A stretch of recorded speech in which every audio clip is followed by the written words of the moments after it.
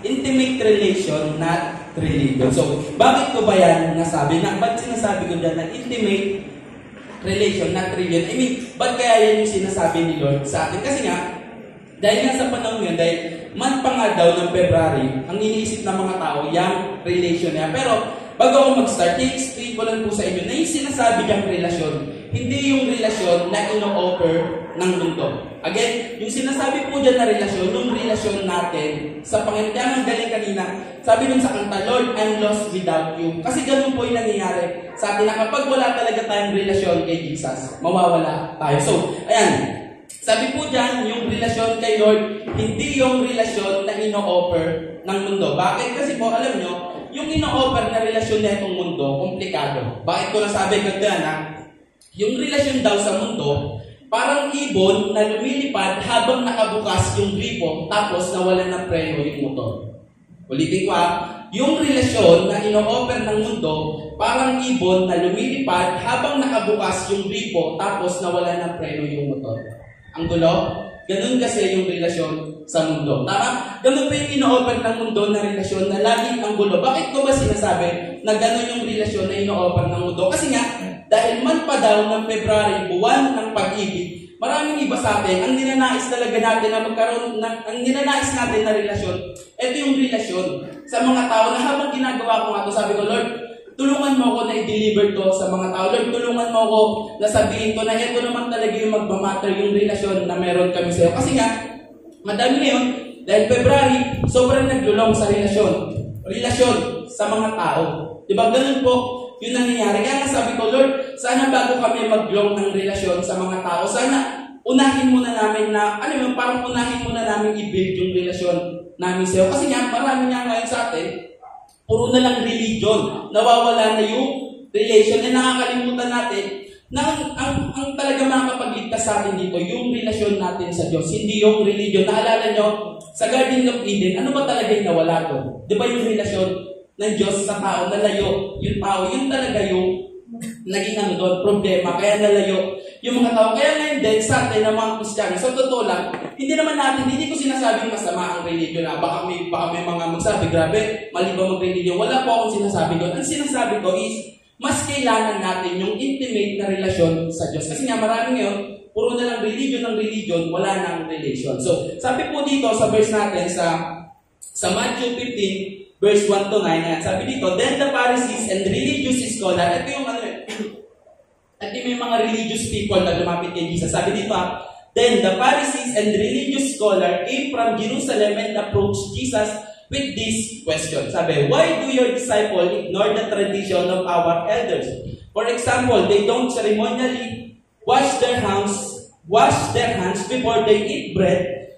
Jesus answered, and why do you ignore the commandments of God because of your tradition? For didn't God say, honor your father and mother, and whoever abuses or insults his father or mother must be put to death. Next po. And sabi, but you teach it's permissible to say to your parents when they are in financial need, whatever gift you would have received from me, I can keep for myself, since I dedicated it's an offering to God. This doesn't honor your father or mother, and you have elevated your tradition above the words of God. Frauds and hypocrites, Isaiah described you perfectly when he said, these people honor me only with their words, but their hearts are so very distant from me. They pretend to worship me, but their worship is nothing more than the empty tradition of men. Yung sinasabi niya ni Jesus, kasi nga itong mga religious people, kino-question nila si Lord. Sabi, Lord, bakit ganito yung mga tagasunod mo? Nakakalimutan nila yung tradition na ginagawa natin na hindi sila kumakain, na naghuhugas ng kamay. Kasi po dati, bawal po yun. So parang against yun. So yung mga Bible scholar at Pharisee, alam naman natin kapag sinabing Pharisee, di ba, sa Bible, automatic yan ay yung mga religious people lang. Di ba, yung parang talagang pinupulpil lang nila lahat ng ginagawa sa church. Pero ang totoo, walang relasyon sa Lord. At alam niyo po, madami sa atin ngayon ng ganyan, ng mga Kristiyano. Alam niyo, nagiging Pharisee na lang tayo. Yung talagang ginagawa lang natin, lahat ng kailangan gawin sa church, pero nakakalimutan natin yung kung ano ba talaga yung ginagawa natin. Bakit? Nasa loob tayo ng church. Sabi doon, Tama-tama yung pagkakadescribe sa inyo ni Isaiah. Di ba sabi? In-honor lang nila si Lord gamit yung bibig. Pero yung puso, malayo, parang ganito yan. Ginagawa lang nila ng ginagawa yung mga bagay dito sa loob ng sambahan ng Diyos, pero walang personal na relasyon sa Diyos. Ganun po yung nangyayari sa atin. Kaya na alam mo yun, ginagawa lang natin yung mga bagay-bagay, pero wala na talagang relasyon sa Diyos. Tama po? Nagiging ganun po yung karamihan sa atin na puro religion na lang po. Kailangan magawa ko to, kailangan magawa ko to. Laging ganun lang po yung nangyayari sa atin na mga Kristiyano. Pero ang totoo, wala nang relasyon sa Diyos. Na ano na ba ito? Kumbaga, lumalamig na yung relasyon natin sa Diyos. Kumbaga, nalalayo na tayo sa Diyos. Ganun po yung nangyayari sa atin dito. Kaya kasabi nito, yung relasyon kay Lord, hindi yan hindi yan usapin ng pagiging bago o ng pagiging matagal. Alam niyo po, yung relasyon sa Diyos, parang walang siniset na walang sukatan. It's either bago ka or matagal ka na. Yung relasyon po sa Diyos, kayong dalawa nagkakaintindihan, hindi mo pwede sabihin na ako, bago pa ako, ay ako kakarating ko lang sa church, hindi pa applicable sa akin yung bagay na yun. Hindi po. Alam po nyo, yung relasyon sa Diyos, kahit bago ka o matagal ka, nabibig ka, ganyan. Kaya nga po, sa totoo lang, alam nyo yung relasyon sa Diyos, mas okay pa nga yung mga bago talagang nangiinit yan, yung mga bago talaga, nakakarating na sa church. Sobrang in love po yan sa Panginoon. Pero alam niyo po, yung mga tumagal na, yung talaga nandito na, halos kabisado na yung ginagawa ng church, lumalamig na, lumalayo na. Ayun po, ang nagiging problema. At ayun po, yung mga sakit ng Pharisees, dahil ang tagal na nila na ginagawa yung mga bagay na yun, nawawala na yung relasyon, nagiging religion na lang. Yun po yung naging problema ng Pharisees. Kaya sabi ng Diyos, mga hipokrito, mga mapagpanggap, ayun yung sinasabi ng Diyos sa mga tao na gano'n. Ano ba? Hindi tayo isa doon sa sinasabihan ng Diyos. Kaya sabi po dito sa life of Jesus said that outward activities don't necessarily corresponded to inner righteousness. Sabi dito, yung talaga mga ginagawa natin na activity, hindi niyan mako-consider hindi tayo mako-consider na righteous dyan sa lahat ng mga ginagawa natin. Kahit halos lahat gawin mo dito, hindi ganyan maituturing na righteous. Pero wag po kayo, baka sabihin nyo, mali pala yung ginagawa ko. Tama po yun. Lahat ng ginagawa natin dito sa loob ng church, okay yun. Pero hindi yun, magsasabi na kung righteous ka ba o hindi. Kaya sabi dito, if we do all the right things with the proud and selfish heart, we will be judged by God. But if we have accepted Jesus into our hearts and are humbly trying to recover, God is pleased with us, no matter what others say. Sabi dito, na kahit gawin mo pala yan, yung mga bagay na yun, na talaga proud ka, talaga binigay mo yung best mo, kung alam mo, kung wala ka naman talagang intimacy sa Panginoon, useless lang din yan. Pero kung gagawin mo yun para ma-please mo talaga yung parang gagawin mo yun, Lord, para maging opening sa'yo, para maging worship sa'yo, doon lang po na-please yung Panginoon. Kasi nga, karamihan sa atin ngayon, alam mo, ginagawa na lang as a religion. Nawawala lagi yung relation. Kaya nga po yung tinitle ko dyan. Sabi ko, Lord, ano bang pinakakita-title ko dito na parang kahit marinig lang nila yun, makakatch kagad yung message. Sabi ko, sige, eto na lang kaya nasabi ko, Lord, tulungan mo ako paano i-deliver talaga to sa mga taong message na to. Kasi nga, habang inaaral ko to, again, hindi ako, ayaw magpaka-hypocrite sa harap niyo. Nung pinabasa ko to, nung inaaral ko to, parang mismo ako na-review ako doon sa mga natututunan ko. Sabi ko, Lord, sorry kasi nga parang, may mga pagkakataon, may mga times na nagiging ganun kami. Pero, again, si Lord, lagi naman meron siyang ibinibigay na chance sa atin. Kaya sabi nga po dito, naalala nyo, baka sabihin kasi ng iba, so ibig sabihin, baliwala rin pala lahat ng mga ginagawa ko para sa Lord. Baliwala din pala lahat ng mga paglilingkod na ginagawa ko dito. Hindi po ganon. Pero ang pinaka-nagmamatter po kasi is yung relasyon natin sa Panginoon. Sino nakakaalala dito kay Mary and Martha? Panex nga pa ko yung picture yan. Ayan, yung mga Pharisee, diba? Tapos ayan, si Mary, panex po. Ayan, sino nakakakilala dyan kay Mary and Martha? Naalala nyo po, nung nandun si Jesus sa bahay nila, naalala nyo, nung nandun si Jesus sa bahay nila, kanino siya na-please? Kanino? Kay Mary. Kasi po, di ba sabi niya doon, sabi ni Martha, Lord, ano ba to si Mary? Eto, parang president to, baka hanapin niyo talaga sa Bible. Sabi niya, Lord, ano ba to si Mary? Ako, kanina pa ako busy dito, ginagawa yung mga bagay-bagay, tapos siya, nandiyan lang ako po, hindi man ako tinutulungan.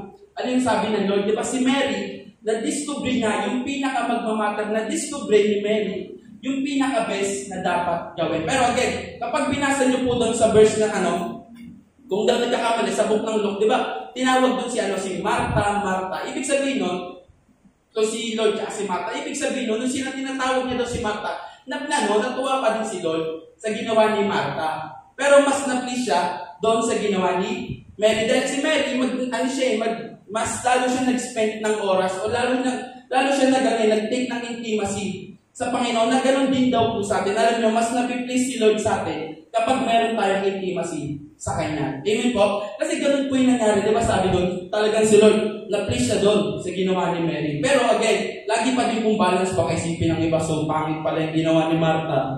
Mas nakaka-please yun. Hindi na ako dito. Hindi rin po, mali rin po yung kailangan. Habang nagbibig tayo ng intimacy sa Panginoon, meron pa rin tayong mga pagkilos na ginagawa. So, ayun po. Sabi nga dito sa di ba naalala nyo doon, tinawag niya si Martha ng Martha, Martha sa ibang version. My dear beloved Martha, Martha, Martha. Kasi natutuwa lang kasi kapag may dinodoble-doble pangalan. Kasi nga parang ang ibig daw sabihin po kapag dinodoble yung pangalan, close kay Lord. Kaya parang natutuwa ako na kahit gano'n yung naging resulta. Si Martha, close pa rin talaga siya sa Panginoon na parang kahit ano. Pero ayun, sabi nga dito, there is only one thing worth being concerned about. Mary has discovered it and it will not be taken away from her. So sinabi ng Diyos doon na na-discover ni Mary yung bagay na dapat talagang maglalas at hindi mawawala sa kanya. Ano yun? Yung intimacy sa Panginoon na yung ginawa ni Mary. Kaya sabi dito, it's relationship that God desires. Sabi, si Lord, ang dinidesire niya talaga sa atin, bawat isa, hindi yung kaya mong ibigay, hindi yung kaya mong gawin, hindi yung talent mo o yung mo.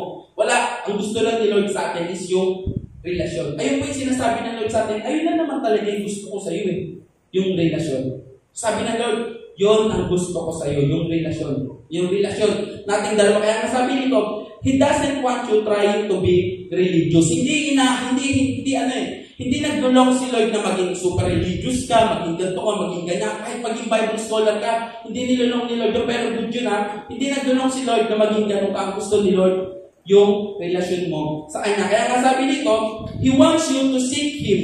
Sabi na, gusto ni Lord, na nag-seek mo siya ng sinisig. The more na sinisig mo si Lord, the more na nabibuild yung intimacy nyo sa bawat isa. The more na sinisig mo si Lord, lalo kayo nagiging intimate. So, ayun po yung sinasabi ni Lord na hindi mo kailangan maging super religious to the 10th power. Hindi mo na kailangan maging gano'n. Ang gusto lang ni Lord is, alam mo yun, lagi mo lang siya isig. Sabi nga dito, words mean nothing if the heart is not right. Sabi dito, yung mga sinasabi mo, lahat ng mga ginagawa mo, baliwala lang din yan. Kung yung puso mo, wala rin sa Diyos. So, kahit anong gawin mo dyan, sabi, wala rin naman dyan si Lord sa'yo.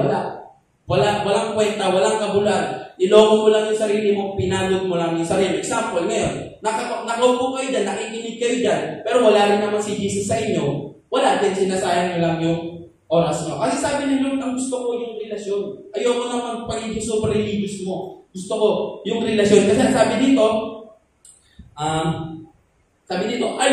you involved in religion or are you involved in a genuine relationship with Jesus Christ? Sabi dito, tinatanong, saan ka ba belong? Sa religion lang o doon sa relation? Yan. Magkakatanongin yung sarili mo. Kahit ano lang, ikaw na lang sumagot din sa sarili mo lang. Saan ba talaga ako nabibilong? Doon lang sa religion? O nandun ako sa part na talagang meron akong relasyon? So, sabi nga dito, when you pray, is your heart longing for Christ? Okay, mapapansin mo yan, nasa relasyon ka pa sa Diyos, kapag nag-pray ka na yung puso mo, nagdulong pa sa Panginoon. Kasi may mga pagkakataon na tayo nag-pray, masabing nag-pray lang tayo pag-gising. May mga ganon. May mga ganon sinalo, kailangan ko mag-pray kasi, turo sa amin mag-pray ka agad pag-gising. Pero ilan po sa atin dito yung talagang nag-pray, na alam mo yun, yung puso mo nagdulong para kayo. Ilan pa kaya sa atin yung ganon? Kailan mo kaya huling naranasan yung ganon pagkakataon na nag-pray ka lang para masabi, nag-pray ako. Ganun lang ko, nag-pray ako para hindi ako madisgrasya. Nag-pray ako para sa blessing. Ilan kaya yung nag-pray talaga sa atin? Sa tuwing nag-pray tayo, ang inulong natin si Lord, kapag nag-pray ako, gusto ko maranasan kita. Di ba ilan kaya yung nag-thanks sa atin na sobrang lakas, tapos hindi naman nagdulong talaga sa Panginoon. May mga ganung pagkakataon na nag-iingay ka lang pero yung puso mo, alam mo, hindi talaga hinahanap si Lord, hindi nagdulong sa Panginoon. Alam niyo, kapag ganun daw po, nasa isang religion ka na lang. At alam natin, yung religion, hindi tayo maliligtas niyan. Amen po? Hindi tayo maliligtas ng religion. Kahit na ito sinasabi ko Hindi kayo maliligtas na ito hanggang nandun lang kayo sa religion. Maliligtas lang po kayo kapag nandun na kayo sa relasyon natin sa Panginoon. Kaya sabi dito, when you pray, is your heart longing for Christ? What a relationship without intimacy. So, ano pang kwenta ng isang relasyon kung wala namang intimacy? Pwede mo bang sabihin na I love you, pero hindi kita pwedeng samahan? Pwede bang I love you, pero wala akong time sa'yo? Pwede ba yung ganon? Hindi yung pwede. Pwede mo bang sabihin, Lord, I love you, pero okay na to. Saglit lang tayo mag-usap. Wala nang intimacy, wala nang closeness. Parang sa mag-asawa, pwede mo bang sabihin na mag-asawa kayo kung hindi naman kayo close?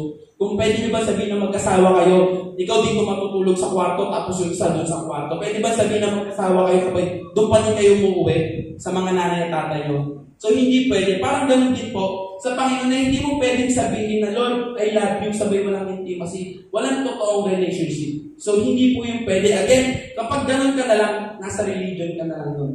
So, kailangan, every time na talagang tumatawag ka sa Panginoon, yung puso mo naglulong para sa Diyos. Again, hindi yung masabing nag-pray ka lang. Kaya nga sabi dito, genuine relationship. Sabi dito, is your prayer life boring? So, boring na ba yung prayer mo? Kasi kapag hindi ka na nagdulong kay Jesus, boring na talaga yan yung pag-pray. Kaya nga minsan, nagtataka yung iba, ba't ba yung iba ang daming ang daming nasasabi sa prayer? Kasi ganun po kapag close ka kay Lord. Kasi parang ganito yung example. Kung ngayon mo lang ito nakilala ng tao, marami ka bang mga kwento? Halos konti lang. Pero kapag close kayo, kahit yung kayo yung tipong buong araw kayo magkwentuhan, hindi ka mauubusan ng kwento dyan. Ganon din po sa prayer. Na kapag naging close mo na si Jesus, maniwala kayo, hindi ka po talaga mauubusan ng ikukwento kay Jesus. Kaya nga nagtataka yung iba, bakit kaya ang tagal nila mag-pray? Hindi ba sila nauubusan ng ipag-pray? Hindi po, kasi ganon yung closeness, ganon yung intimacy nila sa Panginoon. Kaya nga ako dati, tanong ko din yan sa sarili ko, sabi ko, grabe sila, pastor, nung talagang morning to from the rising of the sun till the going down, parang hindi nauubusan ng ipag-pray. Tapos, grabe pa yung closing prayer, ang haba, hindi na naubos. Ganun po lagi yung tanong sa isip. Alam niyo po, along the way, natututunan ko na ganun pala yun. Sa more na nagkakaroon ka ng alam mo na, nakikilala mo yung Panginoon, mas lalo kung marami na sasabi, mas lalo kayo nagiging close. Again, kapag napapansin mo na boring na yung pag-pray mo, wala ka nang masabi. Isa lang yun. Baka nandun ka na lang sa religion. Wala ka ng relasyon sa Diyos. Kaya nga sabi dito, if it is, then that is a strong evidence that you are involved in religion. So, ayun. Kapag gano'n na lang yung mga bagay na ginagawa mo, nasa religion ka na lang. And sabi nga po dito, some people say, Jesus hates religion. Pero, hindi yung totoo. Kasi minsan sinasabi nga daw nila, si Lord, ayaw niya ng religion. Pero hindi daw po yung totoo. Kasi, sabi dito, Jesus hates hypocrisy o yung pagpapanggap. Yun po yung ayaw ni Jesus dito. Ang sabi dito, ayaw ni Jesus ng hypocrisy, false religion, and he hates when people try to appear religious to show off. Sabi niya, ayaw ni Lord yung mga tao na mapagpanggap, alam mo yung false religion, ayun yung ayaw niya, ayaw yung tao na talagang alam mo, gagawin to, makikala na, ito, Christian. Yon yung ayaw ni Lord. Walang sinasabi na ayaw ni Lord ng religion. Ang ayaw ni Lord, yung mga tao na namumuhay lang doon mismo sa religion. Ayun po ang ayaw ni Lord. Kaya sabi dito, as a believer, we obey not to maintain our salvation. Sabi, hindi tayo sumusunod sa Panginoon para lang ma-maintain na ligtas tayo. Grabe, kuya. Para saan? Kaya nga tayo sumunod. Hindi po. Sabi doon, sumusunod tayo sa Panginoon kasi out of love and gratitude. Ayun po dapat ang maging motivation natin. Kaya sumusunod tayo sa Panginoon, Lord. Kasi mahal kita, Lord. Sumusunod ako sa iyo kasi nagpapasalamat ako doon sa ginawa mo sa akin. Lord, sumusunod ako kasi sobra akong nagagalak kung napaka sa krus para maligtas ako. Ganun po. Hindi daw yung susunod lang ako para, kailangan maligtas susunod na ako. Hindi po ganon. Alam mo yung susunod lang dahil takot sa impyerno, hindi po ganon.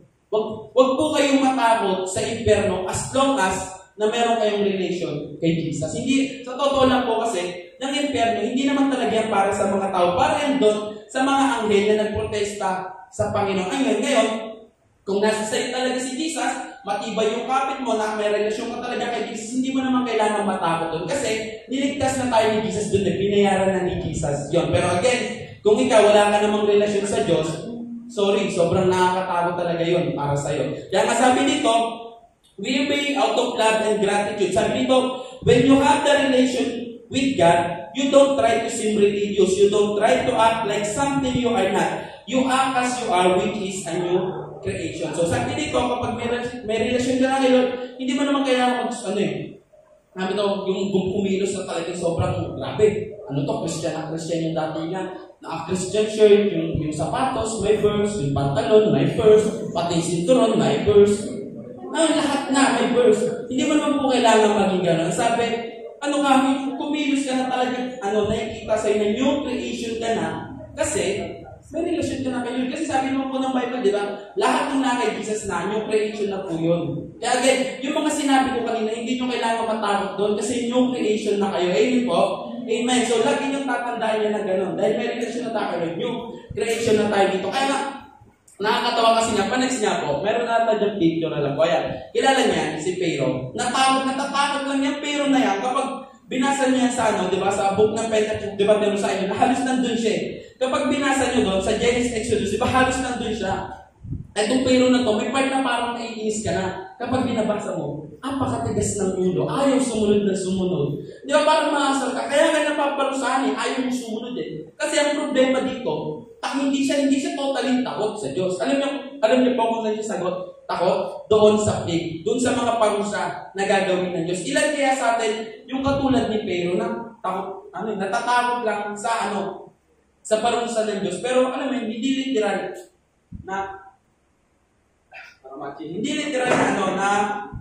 alam niyo talagang meron takot sa Panginoon. Itong Pharaoh na to, takot lang siya sa takot lang siya sa plague, pero hindi siya literal na takot sa Panginoon. Kaya nga dapat, ganun daw po tayo na, dahil mahal natin yung Panginoon, susunod tayo sa Kanya. Hindi yung susunod lang tayo dahil takot. Hindi po, sabi, susunod kasi love natin si Jesus. Hindi yung susunod lang dahil takot.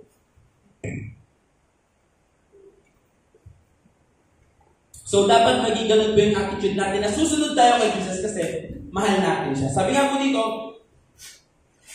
God wants you to understand His love. We often think that God wants us to do something for Him. Sabi dito, no, He wants your relationship with Him to be characterized by love and not duty. Sabi dito, kailangan daw yung pag-ibig natin din sa Panginoon, hindi lang as a duty. Dahil sinabi, mahalin mo si Lord, ganito, ganyan. Nagiging duty, yun na po nagiging problema sa iba. Parang nagiging duty na lang. So sabi, kailangan yung nanggagaling pa din sa puso natin. Kaya sabi dito, when we miss out God's love and substitute religion for our relationship, then we can end up being mean-spirited, grumpy, judgmental, prideful, and loveless. So sinasabi dito, na kapag yung relasyon natin sa Panginoon, pinapalitan na lang natin ng religion, sabi dito, magiging na lang daw tayo alam mo yun, parang magiging harsh na lang tayo sa mga tao. O yung magiging na lang tayo, hindi na tayo magiging, hindi ka na Christian. Yun dating. Sabi nga po dito, mag-end up ka daw grumpy, judgmental, prideful, tapos loveless. So yung grumpy po, bad temper, tapos irritable. So ganun po nangyari na kapag every time na religion lang yung nangyayari, ang nagiging resulta talaga, nagiging irritable lang. Yung mga tao, hindi ka na nagiging loving, hindi ka na thankful, tapos higit sa lahat, bukod sa nagiging mayabang ka na, nagiging ma-pride. Ganun po, yun nangyayari na kapag pinapalitan mo yung relasyon mo sa Diyos ng religion, na lang kasi pwede pumasok sa isip mo na, ako, Christian ako, alam ko yung Bible, marunong ako mag-pray. Lagi nagiging gano'n ang resulta kapag laging religion. Pero kapag religion po, ano nangyayari? Nagiging humble po yung bawat. Higit sa lahat, nagiging loving tayo. Again, tandaan nyo po na sa lahat ng ginagawa natin, ang pinaka-importante, alam nyo po kung yung relasyon natin sa Panginoon. Kaya meron ako dito, tatlong bagay lang na sasabihin sa iyo na parang yun, ma-maintain mo yung relasyon mo sa Panginoon. Kasi ako naniniwala ako na yung bawat isa dati nito, meron na talaga kayong relasyon sa Panginoon. Alam ko, hindi ko mamasabi kung ano yan, pero sure ako, lahat kayo may relasyon na sa Diyos. Amen po ba? Ayan, so kapag nagagawa mo itong mga bagay na to, o isa ka na dito sa mga nasasabi na to, pwede ka mag-pray sa Panginoon na pwede sabihin na, Lord, baguhin mo. Kasi si Lord lagi naman yung willing tumulong, willing magbago, willing magpatawad. Lahat na yun ay willing si Lord sa mga ganung bagay. Kaya nga po dito, sabi dito, number 1, ayan, sabi, nagiging religion ka na lang kapag if you take it as a tradition. Kapag ginagawa mo na lang yung mga bagay-bagay bilang isang tradition. Sabi nga po dito sa Colossians 2:8, sabi yan, see to it that no one takes you captive through hollow and deceptive philosophy which depends on human tradition and the elemental spiritual force of this world rather than on Christ. Next nga po, may nilagay akong Tagalog. Yan, sabi dito, mag-ingat kayo na hindi kayo madala ng walang kabuluhan ng mga mapandayang filosofiya. Mga tradisyon lang ito at mga pamaraan ng mundo at hindi mula kay Kristo. So, ibig sabihin pala, kapag ginagawa mo na lang yung isang bagay bilang isang tradisyon, hindi na yung kay Jesus. Kasi nga po, ang nagiging problema ng mga Kristiyano, yung pagsunod nila sa Panginoon, tradisyon na lang. Yung nakasanayan na lang. Lagi pong ganun ang nangyayari. Kaya nga sabi dito, minsan yung mga Kristiyano, mapapansin mo na bakit ganun ang tamlay-tamlay? Parang hindi masaya na gawin yung mga bagay-bagay. Alam niyo po ang problema, nagiging tradisyon na lang. Kasi agad ko nang ginagawa yan. 7 years na ako, 5 years na ako eh. Kabisado ko na yan. Kaya nangyayari, tradition na lang. Nawawala na yung alab talaga ng paglilingkod sa Panginoon. Kasi nga, ginagawa na lang sa tradition. At alam po natin na every time na ginagawa mo yun sa tradition na lang, di ba? Ipinapakita mo na nawawalan ka na ng relasyon sa Panginoon. Kaya nga, alam niyo po, every time naman ginagawa talaga tayo para sa Panginoon, i-take natin ito talaga na karangalan din. Sa atin, kung may ma-achieve man kayong karangalan dito sa mundo, alam niyo po kung ano yun. Ito yung magkaroon tayo ng relasyon sa Diyos. Ito yung magkaroon talaga tayo ng intimacy sa Panginoon. Kaya nga sabi dito yung iba talagang itinitake na lang siya bilang tradisyon. At alam niyo po, every time na tinitake nyo na lang ito bilang isang tradisyon, ito ang nangyayari. For example, letter A, ayan, every time na tinitake mo na lang yung isang bagay sa tradisyon, nagkakaroon ng comparison. Lagi pong nagiging ganun ang resulta dahil na tradisyon na lang alam ko na yun, nakita ko na yun. Nagkakaroon na ng comparison. Lagi pumapasok yun, parang napangit ng service ngayon na mas maganda nung isang araw. Gulo na lang tuturo. Mas okay pa yung isip. Pangit ng tinuro ni Pastor, mas maganda nung nakaraan. Pangit ng sinner, nung nakaraan, ngayon, mas okay pa yung nakaraan. Lagi nagkakaroon. Alam mo yun, dahil nga tradition na lang, parang tinitake na lang nila yung maganda, yung magbe-benefit sila. Lagi na lang gano'n. At alam po natin na mali yung mga bagay na kaya sabi dito sa Ezra 3:10-12, kaya next nga po. Ay, wala po dyan yung Ezra 3. Pwede pong palabas ng Ezra 3:10 verse hanggang 12. Ayan, sabi dito, hindi pa nalagay. Ayan, sige po. Ayan yung sa pagkakaalala ko, naalala niyo yung binibuild yung wall. Naalala yung wall, yung temple. And sabi dito, when the builders laid the foundation of the temple of the Lord, the priests and their vestments, and with trumpet, and the Levites, the son of Asaph, with cymbals, took their places to praise the Lord as prescribed by David, king of Israel. Verse 11, next nga po. With praise and thanksgiving this song to the Lord. So, nung na-laid na, yung temple, nagawa na, yung mga tao, talaga nagpupuri, oh Lord, thank you, praise God. Talaga nag-iiyakan ka. Pero sabi dito, sinasabi ng, He is good, His love to Israel endures forever. Forever. And all the people gave a great shout of praise to the Lord because the foundation of the house of the Lord was laid. Sabi dito sa verse 12, mapapansin niyo po yan. But, yan na, nagkaroon na agad ng comparison. Sabi niya, but many of the elders, priests, and the Levites, and the family heads who had seen the former temple wept aloud. Kasi nga, yung mga tao, yung mga mga matatanda, sila talaga nakita ng yung unang temple, yung kay Solomon, di ba? Talagang grabe, halos lahat gawa sa ginto. Pero etong mga bago, yun lang yung naabutan nila, kaya talaga nagpapasalamat sila sa Panginoon. Pero, etong mga tao na to, yung mga matatanda na, yung nakita ng temple ni Solomon, nag-iiyakan. Sabi nila, ba't ganon? Ang pangit ng temple. Hindi kagaya dati. Buti pa yung sa panahon ni ang ganda, puro ginto. Pero ito, bato, ang pangit. Nagiging ganun po. Alam yan, dahil ngayon mga tao, tinig na nila yung temple as a tradition. Alam, parang, kailangan may temple, para magmukhang religious Hindi nila nakukuha yung message na yung sinasabing temple doon, yung bagong magiging temple doon, si Jesus. Di ba tama po kapag pinasa natin yung mga susunod na person, sinasabing temple doon, sino? Si Jesus. Pero nga, itong mga tao na to, kinumpara kagad nila, ang pangit ng bagong temple. Kaya nga, noong time na naghahalo yung iyakan at yung pagpupuri ng mga tao. Kasi nga, yung iba nagpupuri sa Diyos, yung iba umiiyak. Yung umiiyak, ito yung ikinukumpara Kaya nga po sabi dyan, panext nga po sa next PowerPoint natin dito, sabi dyan, comparison is a thief of joy. Ayan. Dahil nga yung mga tao na yun, nagkaroon ng comparison, nawawalan sila. Nandiyan, napansin nyo, sila umiiyak yung iba, tuwan-tuwa, nagpupuri sa Panginoon. At ganoon din po sa atin ng mga Kristiyano. Every time na nagiging tradisyon na lang itong mga bagay na to, nawawala na yung joy sa atin. Nawawala na ng kasiyahan, nawawala na ng kagalakan sa mga ginagawa natin dito. Kasi nga po, alam niya ang comparison, ninanakaw niya yung kaligayahan ng paglilingkod natin sa Panginoon. May mga pagkakataon, sinasabi, lagi ikinukumpara. Alam niyo po kapag tradisyon na lang, ang magiging engine yan, pati yung sarili mo, ikukumpara mo na lang din sa tao. Grabe, buti pa siya. Ang dami na nagsisimba sa audience, buti pa siya. Nagpipreach na, buti pa siya, nakakatayo na sa unahan. Laging ganon, buti pa siya, buti pa siya. Laging may comparison. Ano ba? Yung lagi mo ikukumpare yung sarili mo sa mga tao, ganon din sa gawain. Mas okay, parang mas okay yung yung event yung nakaraan. Parang mas okay dito sa isang church, mas okay dito. Laging nagiging ganon. Kapag tradition na lang yung ginagawa natin. At alam niyo po ang pinakasay dito, alam mo, lagi mo nang ikinukumpara kung ano yung ginagawa ng Diyos sa'yo. Parang kung nakaraan, sobrang pinagpapala ng Diyos. Ba't kaya ngayon hindi lang? Alam mo, lagi nagkakaroon ng comparison. Kaya nasabi po dito, ayan, isa sa dahilan ng pagkadismaya ay ang pagkukumpara. Kaya nga po marami sa mga tao, alam niyo po, sa totoo lang, sobrang nadidismaya kasi lagi nagkukumpara.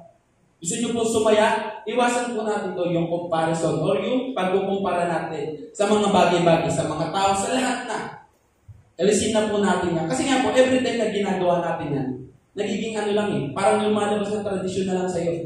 Yung mga bagay-bagay. Kaya nasabi diba ng Bible, in everything give thanks. Kasi nga yun yung sinasabi ng Diyos na kapag nagkumpara ka na kasi, wala na Hindi ka na sasaya.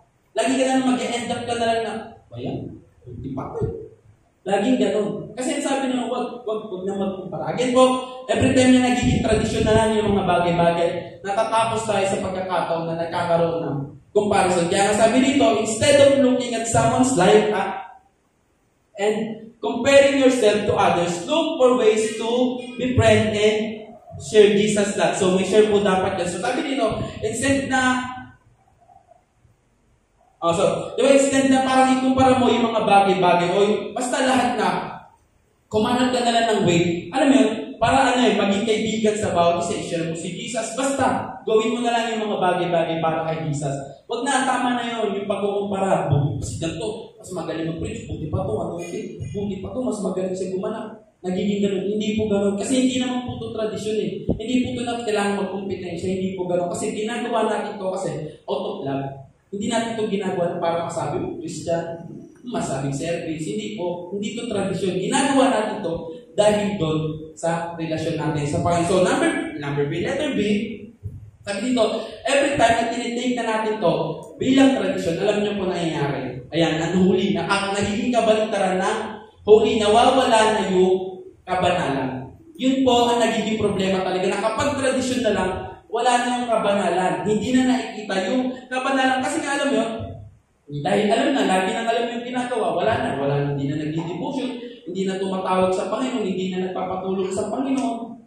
Kasi nga tradisyon na lang Sabi nito, palabas na ako sa 1 Peter 1, verse 15 to 16. Sabi dito, instead, shape your lives to become like the Holy One who called you, for Scripture says, you are to be holy because I am holy. Kasi nga po, sinasabi ng Diyos na maging banal ka dahil akong Diyos mo, banal.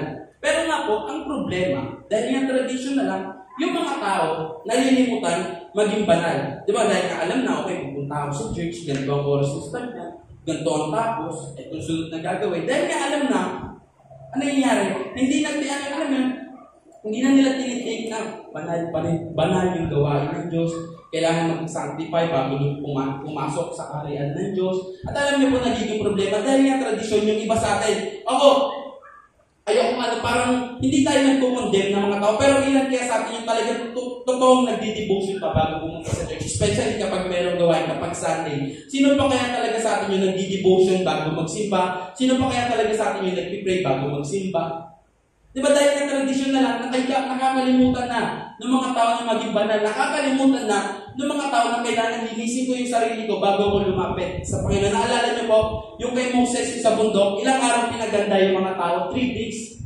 3 days sila nalinisin yung sarili niyo, maligo kayo, gawin niyo to, ganyan. Kasi ganun po yung Diyos natin. Banal siya. Ayaw niya yung mga tao na lumapit sa kanya ng ganun lang. Kasi nga yung mga tao, laging ganun tradisyon na lang eh. Okay na yan, wala nang devotion. Ganun din, word of God din papakinggan sa church. Okay na yan, hindi na magpipray. Aba-haba na ng pray sa church. Nagiging ganun po yung problema ng mga tao. Alam niyo ba po, sabi dito, parang alam mo, dahil nga, tinitake na naman sa tradition. Okay na yan, maliit ng 10 minutes. Pwede na yan. Basta umatin. Basta umabot ng benediction, swak yan. Laging ganun po. Nakakalimutan ng mga tao na si Lord, hindi lang on time si Lord. Yan nga po sabi. Pero na akong narinig, hindi ko maalala parang sa pagkakalam ko, si Pastor nagsabi doon na every time na may gawain po tayo, alam niyo si Lord, kung sabihin natin ang gawain natin, 5, si Lord, 4:30, bumababa na dito. Ganun po yung, kaya nga po importante na i-take natin yung gawain natin sa Diyos na banal, na huwag mong hayaan na maging ganun ka na lang, huwag mong hayaan na nasanay ka na ng ganun gawa. Hindi po ganun. Kasi yung gawain ng Diyos, banal po yan. Ano si Lord, lagi ang on time. Nakakahiya naman na yung Diyos pa yung nag-aantay sa atin. Amen po? So, importante na kung talagang gusto mo maging banal din sa harap ng Panginoon, alam mo yun, mag-adjust ka. Lagi tayo mag-adjust. Alam niyo, sobrang simple lang mag-adjust ng mga oras-oras. Simpleng bagay lang yung mag-adjust ka lagi para sa Panginoon. Kasi si Lord, nakakahiya naman. Ako may part natin sa akin na sabi ko, minsan ginagawa ko para wag lang ako mali. Kahit hindi na ako kumain, basta hindi ako mali. Lagi ako may mga ganong sinari lagi sa sarili. Sabi ko, hindi na ako kain, baka malit ako. Lagi may ganon. Kasi nga po, lagi ko nang tinatatak sa isip ko na kada may gawain si Lord, hindi lang yan on time, maaga pa. At alam natin, syempre, yung mga laging maaga, yung mga early bird, sila talaga yung nakakakuha ng yung grabe blessing sa Panginoon. Lagi niyo po yung tatandaan na kapag may gawain sa Panginoon, yung mga sobrang aga talaga yung nakakakuha ng the best na pagpapala. Kaya ang sabi dito, sabi dito, the true Christian ideal is not to be happy, but to be holy. Ayan po yung totoong Christian. Again, kung tinitake mo na lang talaga pa sa tradition, sorry, mawawala sa iyo yung pagiging holy, yung sinasabi nito, maging banal ka. Kasi ako na Diyos mo, akong si Yahweh ay banal. Yun po, yung sinasabi ng Diyos sa atin. Gusto mo maging banal, so, umpisahan mo. Kung gusto mo maging banal sa harap ng Panginoon, umpisahan mo doon sa pagiging on time. Or kaya, umpisahan mo doon sa pagkakataon na maaga ka kahit 10 minutes. Ngayon, kung nagawa mo straight isang linggo, gawin mo doon sa 20 minutes. So, ayan, pwede na yung maaga ka ng 20 minutes. Ayos na yun. Makita mo makakapag-pray pa, makakapag-pray pa kayo, ipagpintuhan ka pa sa mga tao. Ay po, importante po yun. Kasi kung gusto mo talaga maging banal sa harap ng Panginoon, hindi ko sinasabi dito na iwan nyo na yung trabaho niya. Again, doon sa mga available, doon talaga sa mga, alam mo yung kaya-kaya naman mag-adjust ng oras. Please, gawin po natin. Diba? Kasi po, huwag niyong kayahin yung iba ng mga working. Sila talaga, may mga kailangan silang gawin. Pero doon sa kaya naman maging available ng maaga-aga, please. Diba? Si Lord, tinatawag niya tayo sa mga ganung bagay. Kaya sabi ko, ano ba ito?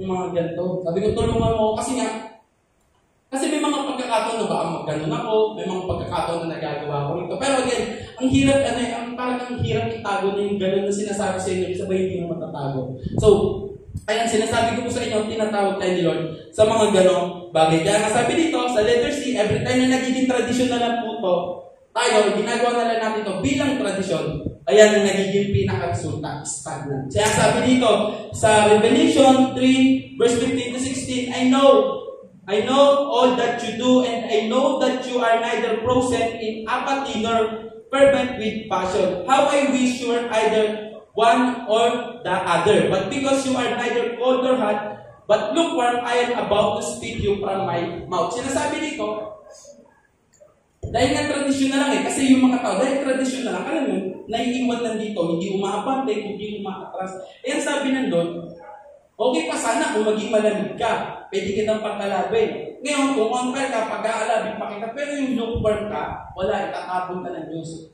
Idudura ka ng Diyos. Ibig sabihin nun, kumbaga sa pagkain kapag dinudura na ng ibig sabihin, hindi ka natutuwa, ang pangit sa lasa. Ganon din po sa mga Kristiyano na kapag yung sinabi na ni Lord na idudura, ibig sabihin, hindi natuwa sa si Lord, hindi na-please sa si Lord, parang ang pangit mo. Ang pangit mo sa panlasa ng Panginoon. Ang pangit mo sa taste ng Diyos. Ayun po yung sinasabi. Totoo po yun na. Sabi, tutulan ng Diyos eh. Ganun po yun na sana. Sa atin din na nga, huwag natin i-take to bilang tradisyon na lang. Kasi nga, ano nangyayari? Nagiging stagnant na lang. Yung mga tao na, okay na yan, umaatin ako ng church. Okay na yan, totoo. Alam ko na ito eh. Nagiging ganun po yung problema. Kaya nga, every time na i-take mo to sa tradisyon na lang, hindi ka uusad, nananatili din nandiyan. Kaya nga sabi po dito, ang problema kasi ng mga Christian, active, pero walang ginagawa. Ayun po talaga ang problema ng mga stagnant. Alam mo yun, talagang makikita mo, perfect attendance. Pero ang ending, tagabutas ng upuan. Diba? Yun po ang nagiging problema ng mga Kristiyano. Dahil tradisyon lang kayo, upo lang dyan, walang gagawin. Hindi po gano'n ang mga Kristiyano. Alam niyo po, yung mga Kristiyano, tinawag tayo para mamunga ng madami. Yun po. Ang totoo, kaya nga po yung mga Kristiyano, hindi pwedeng active ka lang, sabay nakaupo ka lang dyan. So, resulta nun, ano lang eh, parang stagnant, tinuturing mo lang ito bilang tradisyon. Kasi, kung totoong naglilingkod ka sa Diyos, hindi ka mapapakali na wala kang gagawin. Yun po, yung totoo na kapag sinabi mo ako susunod daw ngayon, hindi ka papayag na wala kang gagawin, hindi ka papayag na nakaupo ka lang ang nakaupo dyan. Again, kapag tradisyon na lang kasi yan, ay, nakaupo ka lang, nagiging stagnant. Hindi po ganon ang mga Kristiyano. Kaya nga sabi dito, ang sabi nito, wag makontento na nandyan lang, di ba, naisin natin na magbunga. Naalala nyo doon, sa book ng Matthew, kung hindi ako nagkakamali, sa amin mga bandang 7. Kasi sa bandang 7, sabi doon, yung mga sanga o yung mga puno na hindi mamumunga, puputulin at itatapon. So alam niyo po, ganun din sa atin, yung mga Kristiyano. Kapag dumating yung araw, kapag dumating na talaga si Lord, yung mga Kristiyano na talagang pinili ng manatili yan, naging stagnant lang, alam niyo po, iyaharap niyo lahat yan sa Panginoon. Tatanungin ka ng Lord, ano nangyari? Bakit hindi ka namunga? Ang tagal mo naging active, wala ka man lang nagawa. Kaya na alam niyo po, nakakatawa doon sa mga tao na kahit simple lang yung ginagawa nila. Talagang, alam mo yung ginagawa nila para sa Panginoon, hindi sila pumapayag na wala silang gagawin para sa Diyos. Kasi nandiyan ka na nakaupo, wala kang ginagawa sa Panginoon. Hindi po yun okay, hindi nalulugod ang Diyos sa mga ganong gawa o sa mga ganong bagay. Kaya nga sabi nito, ang tunay na relasyon kay Lord, ang tunay na may relasyon kay Lord, nagbubunga. Kasi sabi po ng Lord, di ba ano? Sabi ng Lord, tinawag ko kayo para, alam mo yun, mag-produce ng fruit. Alam mo, tinawag ko kayo para gawin to. Kaya nga sabi, servant, di ba? Maglilingkod tayo sa Diyos. Hindi pwedeng servant, sabay nakaupo lang. Hindi pwedeng servant, sabay nakatunganga lang. Hindi po servant ang tawag doon. Kasi nga sabi ng servant, di ba? May ginagawa, naglilingkod. Ganun po, ang mga Kristiyano hindi stagnant. Umaabante, may ginagawa. Hindi steady. Ganun po ang totoong paglilingkod sa Diyos. Na hindi lang siya basta tradisyon na andyan ka lang.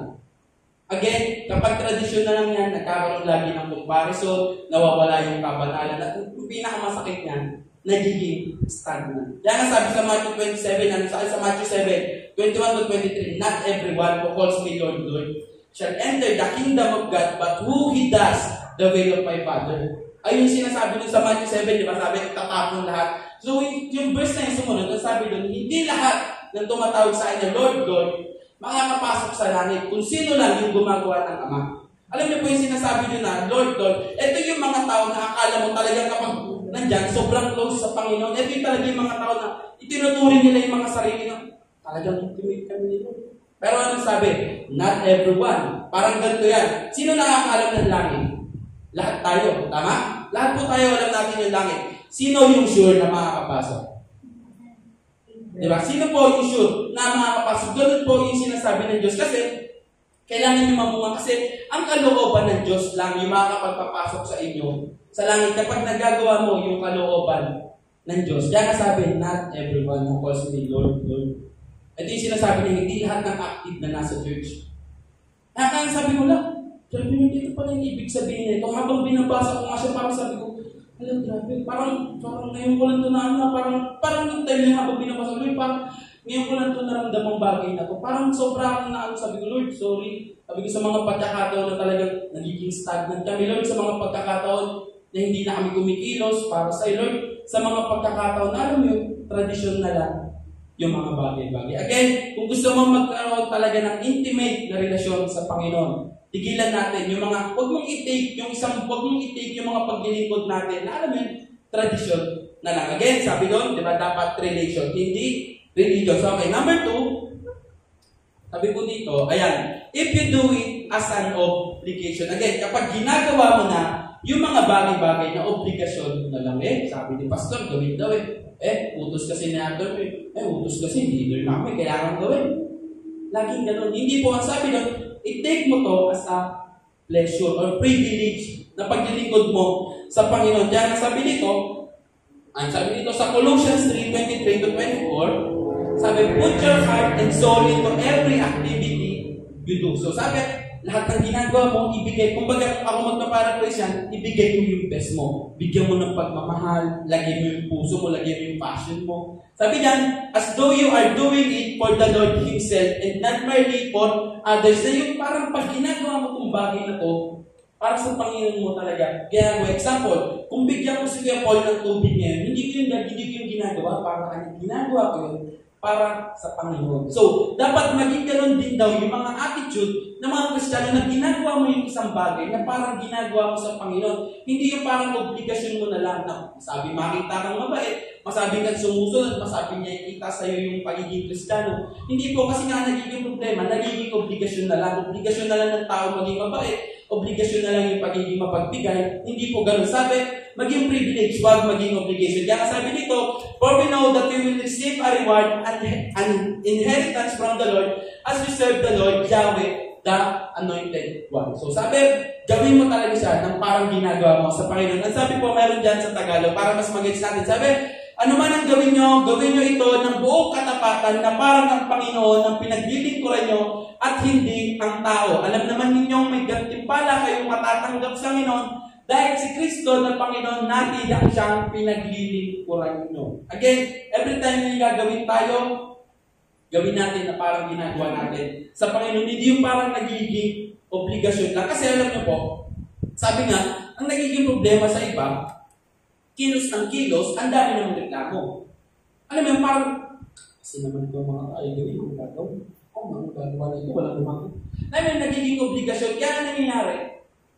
Wala na, parang nakakalimutan mo na ginagawa mo yung bagay na yun para sa Panginoon. Tandaan niyo po na kung meron man kayong gagawin dito, gawin nyo na para sa Panginoon. Kasi nga kung gagawin mo yan, sabay, puro ka lang namang reklamo, wala din mangyayari. Parang tinitake mo na lang yan na parang obligasyon.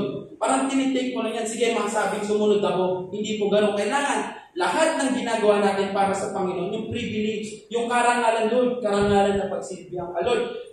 Kasi sabi ng Bible, di ba, kung ano yung ginagawa mo sa tao, ginagawa mo sa Diyos. Ngayon, kung nagsiserve ka sa tao, huwag mo i-take ka sa obligation. Gawin mo yun, kasi yun yung love mo para sa Panginoon. So, yun yung sabi, huwag mo i-take bilang obligation lang. Kasi nga, sabi dito, merong blessing Merong blessing sa bawat kilos sa mga paggagawin natin. Again, kapag ginagawa mo yung bagay na, kahit simple man yan, ayusin mo man yung upuan, ayusin mo yung kortina, lahat na yan kapag ginawa mo sa Panginoon, may blessing. Pero ito po, hindi tayo kikilos para sa blessing. Kikilos tayo kasi ayun yung gusto ng Panginoon na gawin natin. Kaya alam niyo po, every time na nagiging obligation na lang yung mga bagay-bagay, alam niyo po ang nangyayari, nagdulong tayo sa letter A, pa-next nga po. Ayan, every time na obligation na lang, nagdulong yung mga tao sa appreciation, nagdulong yung mga tao sa affirmation. Ginawa mo to, hindi ka ba naman thank you sa akin? Grabe, ginawa mo to, wala ka ng credit sa akin. Yun yung nagiging problema dahil na obligasyon na lang yung mga bagay-bagay. Yung mga tao, nag-i-expect ng thank you. Kaya masabi po dito sa Philippians 2:3, sabi niya, don't be selfish, don't try to impress others, be humble, thinking of others as better than yourself. Sabi po sa Tagalog, huwag kayong gumawa ng anumang bagay dahil sa makasariling hangarin o sa paghahangad na maitaas ang sarili-sari. Magpakumbaba kayo sa isa't isa, ituring na mas mabuti ang iba kaysa sa inyo. Kasi nga po, ang nagiging problema nga po ng mga Kristiyano, dahil na ginawa nila to, mas masipag ako sa'yo, ako gumawa na ito, mas malalim ako sa'yo kasi ginagawa ko itong maliit na bagay. Nagiging ganun po yung kasi na, hindi po, ginagawa natin ang maliit man o malaki para sa Panginoon po yan. Hindi po yan para makita tayo na humble. Hindi po yan para makita tayo na masipag. Ginagawa natin ang bagay na kasi ayan yung love mo sa Panginoon. Kasi every time na i-take mo na lang yan na ganyan na parang magantay ka lang ng papuri ng tao. Di ba? Nag-aantay ka lang ng appreciation sa mga tao, nagiging obligasyon na lang yan. Hindi na yan talaga, alam mo yun, works para sa Panginoon. Kaya nga sabi dito, ang kadalasan nagiging problema kapag appreciation, ang gusto niya lagi, mapansin na lang yung ginagawa niya, tapos, gusto na lang laging bida, alam mo yun, nagbibigay tayo ng appreciation sa mga tao. Pero yung mag-blow ka doon sa bagay na yun, hindi na okay yun. Yung talagang, dapat napansin nila yung ginawa ko. Grabe, tagal na yung ginagawa ko, wala pa nakapansin. Hindi po gano'n. Nagbibigay tayo ng appreciation, ng affirmation sa mga tao. Pero, kung magdulong ka doon sa bagay na yun, walang kwenta. Useless natin, parang ginawa mo lang yan para sa papuri ng tao. Parang sinabi mo, eto na yung reward ko. Hindi po. Gumagawa tayo kasi alam natin, sa pagdating ng panahon, sa pagdating ng Panginoon, re-rewarded na natin. Ngayon, kung nagdulong ka sa appreciation ng mga tao, wala nang reward yun. Yung ginagawa mo. Again, gagawin natin yung mga bagay-bagay. Hindi obligasyon, kundi talagang pagsunod natin sa Panginoon. Kaya nga sabi dito, di ba, sabi dito sa 1 Corinthians 10:31, sabi doon, whether you eat or drink, whatever you do, do it for the glory of God. Ganun daw po dapat yung maging attitude ng mga Kristiyano na ano man yung mga gawin natin para sa ikagulugod, sa ikapupuri, sa ikatataas ng Panginoon. Meron nga ako doon na sabi niya, nagawin mo para sa ikakalawak ng Ebanghelyo. Kasi yun po yung talagang thoughts nung di ba? Nung 10:30 na to, na gagawin niyo yung bagay niyo. Di ba? Usapin niyo sa pagkain na, gagawin ko itong kakainin ko itong pagkain na to para sa ikaliligtas ng maraming tao, para sa ikalalawak ng Ebanghelyo ng Diyos. Dapat maging ganun daw po yung attitude ng mga Kristiyano na gagawin ko itong bagay na to, hindi dahil sa makikita ng pastor, hindi dahil sa makikita ko ng leaders, hindi dahil sa blessing, kundi magiging minister, pagbiministeryo ko to sa mga tao. Kasi sa pamamagitan nito, lalawak yung kaharian ng Diyos. Dapat maging ganun daw po lagi yung attitude natin, mga Kristiyano. Kaya again, every time na nagiging tradition na lang, maglulong ka na lang talaga lagi sa appreciation. Kaya again, di ba, wag po natin siya gawin na obligation lang. Gawin natin to talaga para sa Panginoon. So, sabi din po dyan sa letter B.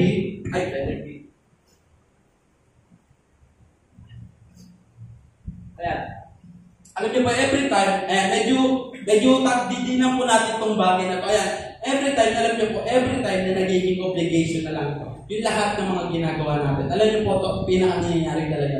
Yung mga tao, nawawalan na ng balance. Sabi dito sa Ecclesiastes 7:16-18, and sabi dito, don't be excessively righteous like those given to self-conceit, and do not be overly wise, pretentious. Why should you bring yourself to ruin? Do not be excessively or willfully wicked, and do not be a fool. Why should you die before your time? It is good that not let go of the other's wisdom, for the one who fears and worships God with all fear, reverence, will come forth with both of them. Masabi pa next nga po sa Tagalog para mas maging malinaw sa bawat isa. Sabi dito, huwag mong ituring ang iyong sarili na sobrang matuwid at marunong. Dahil kung gagawin mo iyon, sinisira mo lang ang iyong sarili. At huwag ka rin namang magpapakasama o magpapakamangmang dahil baka mamatay ka naman nang wala sa oras. Huwag kang papasobra sa mga bagay na iyon. Dapat balanse lang dahil ang taong may takot sa Diyos ay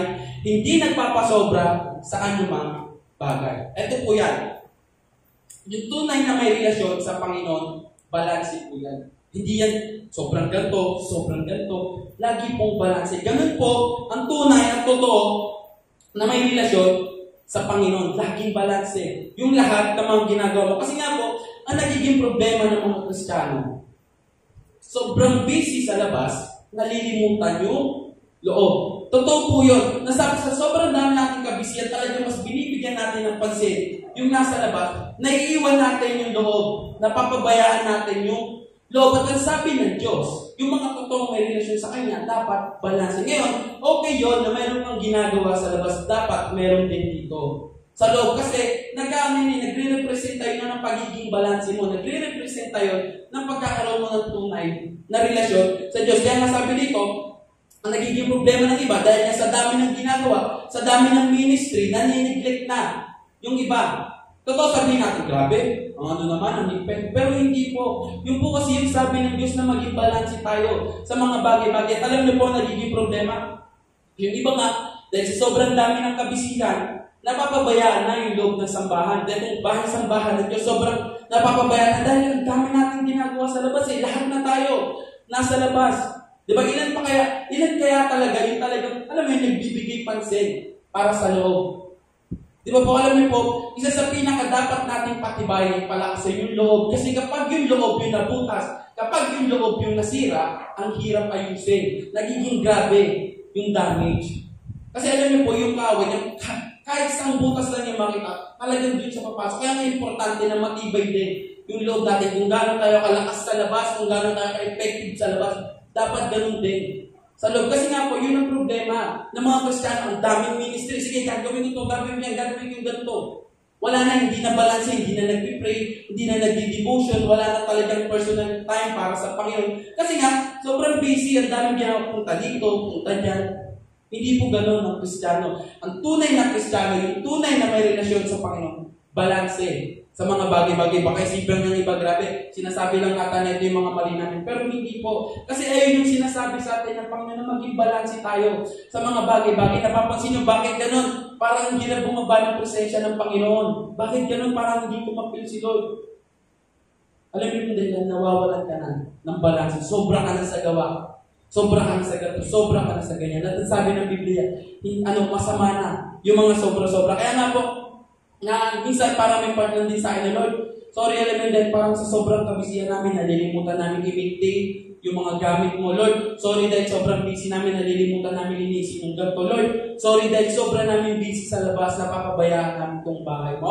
Yan ako nang iyak sa Panginoon ng mga gabi na iniisip ko. Sabi ko, Lord, sorry na parang sipag-sipag namin sa labas pero nakakalimutan namin itong bahay mo, Lord. Sorry na talagang ang dami namin achievement sa labas pero itong loob ng tahanan mo, napapabayaan namin. Kaya nga sabi ko, Lord, patawarin mo kami sa mga ganung pagkakataon, Lord, na ang dami namin kayang gawin para sa labas, Lord, ang dami namin kayang gawin sa paghayo, pero nalilimutan namin ito.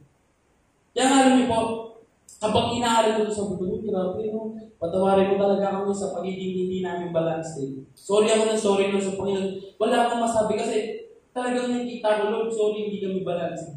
Kahit ako, ano din ako dito, parang isa rin ako dito na laging sinasabi. Kaya nga may mga pagkakataon na parang gusto ko man gawin itong isang bagay na ito, pero lagi kong iniisip, Lord, pag pumasok ba ako dito kapag talagang sinabi kong gagawin itong ministry ko, magagawa ko pa rin kaya yung isa. Alam niyo po, dapat hindi masama mag-ministry. Gusto ng Panginoon niya, pero nawa sana bago ka mag-ministry, maging committed ka dun. Kahit may ministry ka na iba, maging committed ka pa rin dun sa isa.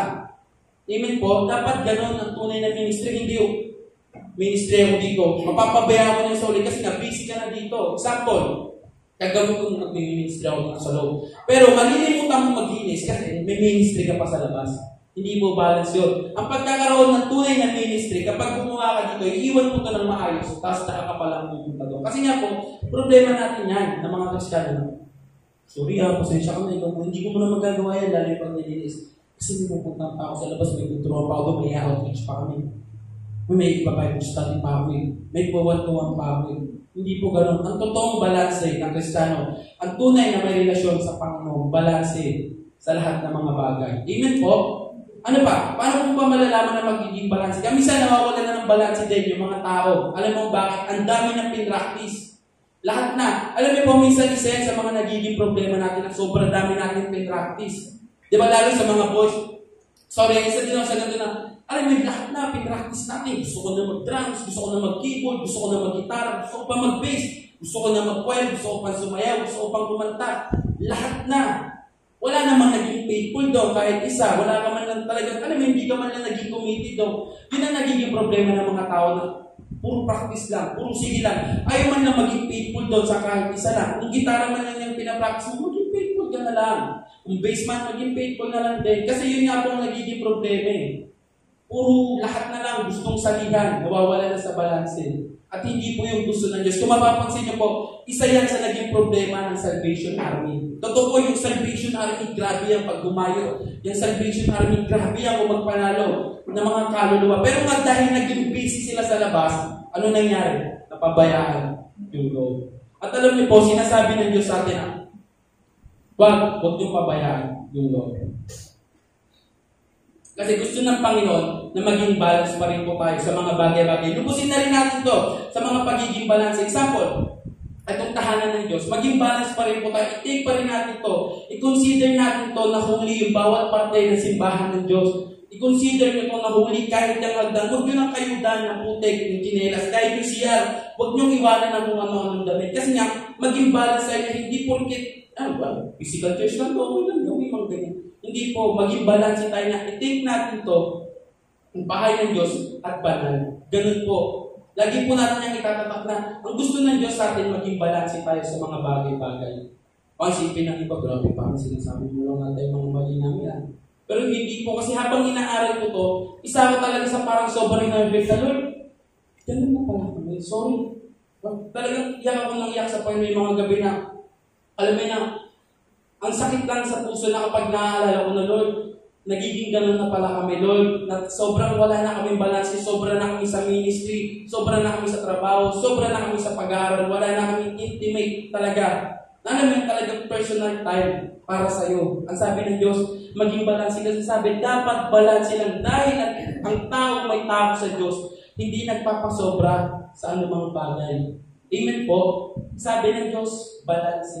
Again, kapag i-take mo na lang yung isang bagay na obligasyon, mawawala ka sa balance. Ang sabi po dito, saan ba tayo? Kaya nga hindi po, letter C, and then i-take mo na lang yung mga bagay. Ayan, sabi niya sa 1 Peter 5:8, be well balanced and always alert because your enemy, the devil, roams around his sins like a roaring lion, looking for its prey to devour. So, kasi nga po, yung kaaway, parang liyon yan eh. Kapag hindi ka ba, example, ang lakas mo dito, ang hina mo naman dito. So, yung kaaway, umiikot yan. So, kapag nakita niya na mahina ka dyan, hindi ka naging balance eh, akatakihin ka niya sa kahina mo. Kaya kaya importante po na maging malakas tayo, maging matibay tayo sa bawat parte o bawat sulok ng pagiging Kristiyano natin. Matibay yung relasyon natin sa Panginoon saan mang aspeto. Lagi po natin yung tatanda na magiging balance tayo sa lahat ng klase ng relasyon natin sa Panginoon, sa lahat ng aspeto, di ba, ng relasyon natin sa Panginoon. Kaya nga, every time na ginagawa na lang natin ito na obligation, letter C, ayan, nag-ending po tayo na pagod. Totoo po yan, kapag obligasyon na lang, yung mga bagay-bagay, ang ending mo, lagi ka na lang pagod. Grabe. Kaya nga minsan, na yung iba pag nagsabunta, outreach pa kami. Alam mo, parang pagod na pagod, parang sising-sisi na mag-outreach. Parang sa part, ba't ganyan ka sumunod? Outreach pa kami. PHPs pa kami. May Bible study pa. Meron parang pagod na pagod. Alam niyo po, every time na nagiging gano'n kayo, baka obligasyon na lang. Kasi alam niyo po, yung paglilingkod sa Panginoon, kasi yan, napapagod yung physical natin mga katawan, naiintindihan natin yan. Pero sana ipakita natin sa bawat isa. Kasi every time na ipapakita mo sa bawat isa, oy, kayo, may outreach kami, sama kayo. Pag ipakita mo lang sa bawat isa talaga na masaya ka sa ginagawa mo, nagiging encourage yun. Pero, outreach kami, ayun. Naulan pa. Butik na dun eh. May mga ganun pa, di ba? Hindi po ganun. Ang totoong ginagawa sa Panginoon, ang paglilingkod sa Panginoon, hindi nakakapagod. Kaya nga sabi po dito sa sa Galatians 6:9, don't allow yourselves to be weary or disheartened in planting good seed, for the season of reaping, the wonderful harvest you've planted is coming.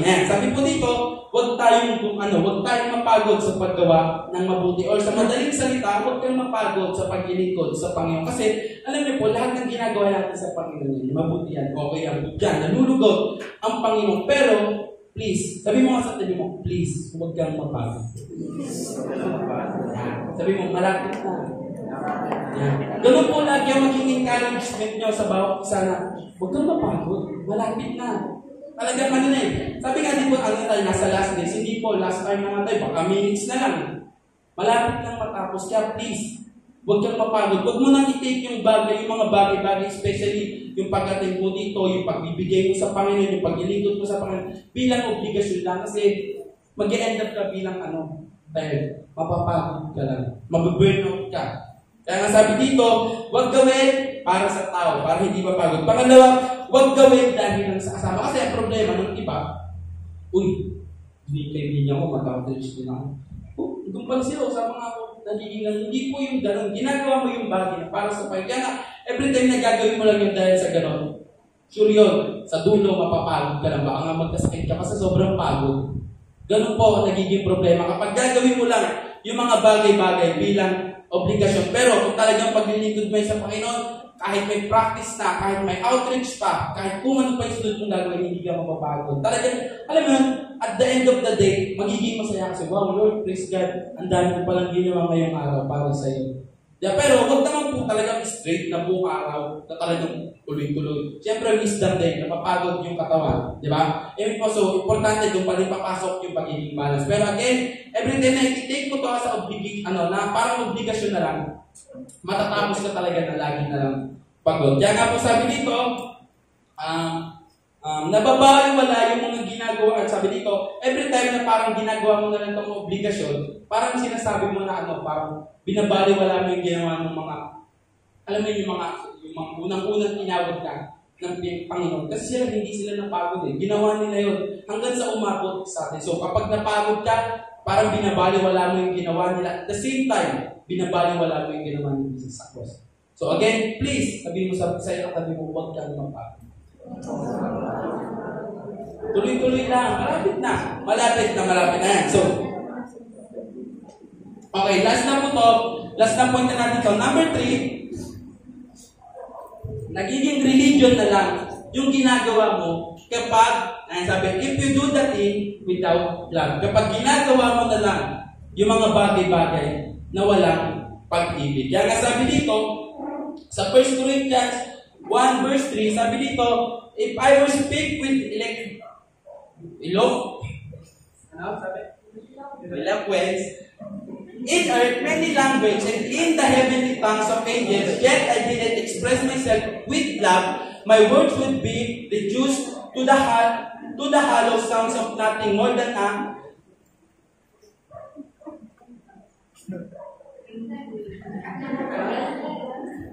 clanging cymbal. And if we're to have the gift of prophecy with a profound understanding of God's hidden secrets, and if I possess unending supernatural knowledge, and if I had the greatest gift of faith that could move mountains but have never learned to love, then I am nothing. And if I were to be so generous as to give away everything I own to feed the poor and offer my body to be burned as a martyr, without the pure motive of love, I would gain nothing of value. So, sabi dyan, kahit talagang maging talagang hatiin mo yung dagat, pagalawin mo yung bundok, gumawa ka ng signs, miracles, and wonders, kung wala ka naman love, ginagawa mo yung mga bagay na walang love, ang sabi, wala ka rin kwenta. Yung po yung totoo, kapag ginagawa mo na yung mga bagay-bagay ng walang love, di ba? Para mo sinasabi na, religion na lang to. Kapag ginagawa mo yung mga bagay-bagay na walang love. Kaya nasabi po dito, ang nagiging problema ng mga tao, gustong gawin yung mga bagay-bagay, para example, gusto maging anointed, ayaw naman maging labil. Amen po, lahat tayo gusto maging anointed, yung tipong talagang pagka ako tumayo sa harap, yung mga tutumbahan. Yun yung mga gusto ng mga tao. Pero ang problema, ayaw naman maging labil. Ang bilis mairita, ang bilis mainis. Kaya nga po sabi, every time na ginagawa mo yung mga bagay-bagay, nung wala ka na lang love, religion na lang yan. Kasi alam niyo po, nangyari lahat ng to, nandito tayo lahat, kasi dahil yun sa love ng Panginoon. Kaya kung gagawin mo yung mga bagay-bagay na wala ng pag-ibig, isa lang ibig sabihin. Sorry to say, wala kang kwenta kapag wala ng love sa lahat ng ginagawa mo. Kaya nga sabi, di ba? Napansin nyo, buong February, talagang naging topic natin na kapag wala kang love, wala kang kwenta. Kaya nga po sabi dito, ang nagiging sakit din ng mga Kristiyano, ayan, gusto maging kagamit-gamit para sa Lord, ayaw naman maging labing. Ano pa? Gusto mapanalunan ng pamilya, ayaw iparamdam yung love. Gusto ko talaga magsimba ng nanay, tatay ko, ng nanay ko, mga kapatid ko. Pero ayaw naman iparamdam dun sa kanila na mahal niya sila. Ano ba yan, ma? Utos ka na naman. Ang pagkumati ko, kulit. Ang batong kapatid kong bunso, kulit. Alam mo yun ang nagiging problema. Gusto talaga sila mapagsimpa, talaga gumanap din sila, maging part sila ng church. Pero hindi ko sila mahal. Yun ang problema ng mga Kristiyano. Dahil nga, ginagawa nila yung mga bagay-bagay na wala nang love. Alam niyo po, importante yun sa atin, lalo ng mga Kristiyano, na gawin natin yung mga bagay-bagay na merong love. Ano pa? Yung iba, gustong-gusto nang dumating si Lord, gustong-gusto na mag-rapture, ayaw naman maging labi. Amen po? Yung iba, Gusto ko nandun talaga si Lord. Lord, tingin ka na, nakakatakot na tumutok. Aba, ito naman. Ay, wawalan din na labing. Lord, rapture na, pero asar na asar doon sa mga tao na sa labas. Lord, mag-rapture na. Maiinis ako dito sa kapitbahay namin. Ako, lagi na lang mainit. Yun po ang nagiging problema natin ng mga Kristiyano. Gusto natin rapture. Lord, rapture na. Lord, dumating ka na. Pero ilan sa atin dito sumigaw, Lord, gawin mo akong labing. Ako nga lagi kang dinideclare, Lord, labing na talaga ako. Kasi may times, nag-ano din, sumasablay din. Kasi nga, sabi ko, tulungan mo ako na lahat ng gagawin ko, gusto ko meron love. Si Pahit makita may love pa rin. Hindi, joke. Diba? Hindi, joke lang po. Siyempre, diba? Gusto ko lahat ng gagawin ko, lagi meron love. Kasi yun ang sabi ng Panginoon. Sabi nga dito sa sa 1 Corinthians 16:14, let all you do be done in love. Kasi po, kapag ginagawa mo na yung mga bagay-bagay na wala ng pag-ibig, sorry to say, nandun ka na lang sa part, alam mo, yung religion na lang yung ginagawa mo, wala ka ng totoong relasyon sa Panginoon. Alam niyo po, every time na mawawalan ka ng relasyon talaga sa Panginoon, mahihirapan kang ibigay yung love doon sa mga bagay-bagay na ginagawa mo. Kaya sabi, sa 1 Thessalonians, God is love. So kung nasa si Jesus, hindi ka mauubusan ng love. So ibig sabihin, kapag ginagawa mo na lang yung mga bagay-bagay na walang love, isa lang ibig sabihin nun. Baka nawawalan ka na ng relasyon kay Jesus or wala ka ng relasyon kay Jesus. Kaya nga sabi po dito, sa letter A, sabi dito, kapag ginagawa mo yung mga bagay-bagay na wala ka ng love, you can produce fruit. Hindi ka makakapag-produce ng bunga kapag ginagawa mo yung mga bagay-bagay na walang pag-ibig. Ngayon, parang ganito yan eh. Pwede ba sabihin mo, wow, gusto ko ng bulaklak. Hindi mo naman dinidilag yan. Hindi mamamatay din yun, di ba? Parang ganun din po sa atin. Alam nyo, kapag ginagawa mo yung mga bagay-bagay na talagang may pag-ibig, talagang may gagawin ka eh. Para maging lalong gumanda, lalong maging best. Pero kapag ginagawa mo yung mga bagay-bagay na walang pag-ibig, example, ganyan, hindi ka makakapag-produce ng bunga. Kasi nga, sabi dito sa Mark 11, verse 13 to 14, ayan, NIV, naalala niya, ayan po yung kwento ng fig tree. Diba, yung kinurse ni Lord, kasi hindi naman namumungi. Nagiging ganun din po, alam niyo po, sa atin po, ng mga Kristiyano, every time na hindi tayo magmamahal, may hirapan tayo magbunga. Alam natin na yung mga hindi namumunga, kinurse yan ng Panginoon, pinatapon ng Diyos yan. Kasi po, sabi dito, ang problema, ang daming magaling, sa atin sa totoo lang, alam niyo po, glory to God sa church natin, kasi sa totoo lang, sobrang daming magaling dito. Totoo po, kaya nga alam niyo, sabi ko, Lord, tulungan mo kasi ang dami talaga nag-uusbungan na, ang galing na ng mga church namin, ang galing sa Bible, lahat na. Talagang equip na talaga kapag pinalabas mo, kaya na nila ang gagaling.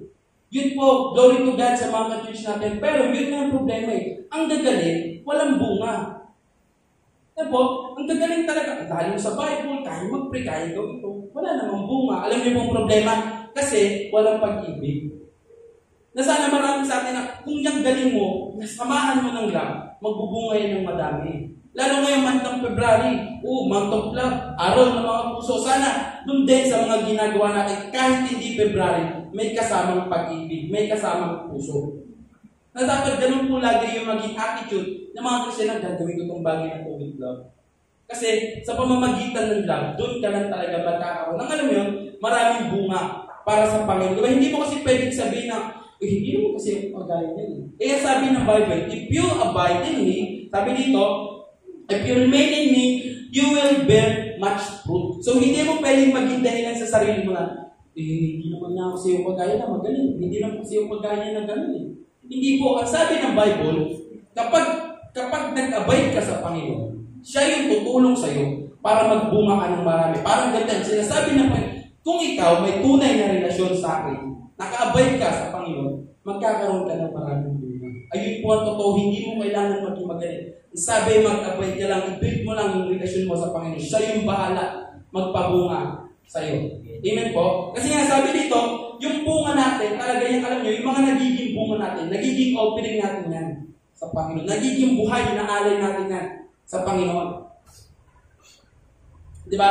Yung mga bunga po natin, talagang nagiging opening natin yan para sa Lord. Kaya huwag niyo pong hayaan Diyan ka lang. Wala kang gagawin. Wala kang maibibigay sa Panginoon na bunga. Lagi niyo po tatandaan na, Lord, itinanim mo ako dito para mamunga. Kasi naalala niya ang victory na hindi na namunga, itinus ni Lord. Ganun din po, itinanim ka dyan, itinanim ka dito sa Sendalite kasi para magbunga. Huwag mong hayaan na darating yung kanyan, wala ka man lang mabunga, wala ka namang bunga, wala ka man lang maani sa'yo kasi wala kang bunga. Alam niyo po, darating yung time si Lord, i-harvest niya lahat ng mga itinanim niya sa atin, tatanungin ka. Ngayon, anong idadahilan ko sa Lord? Bakit wala kang bunga? Sinabi na ng Lord, lahat na itinubay na ni Lord para sa'yo. Paano mo sasabihin na, Lord, sorry, wala akong bunga. Hindi po yung pwede. Kasi lahat na, yun na itinubay ni Lord para magbunga ka. Ano bang magiging dahilan mo?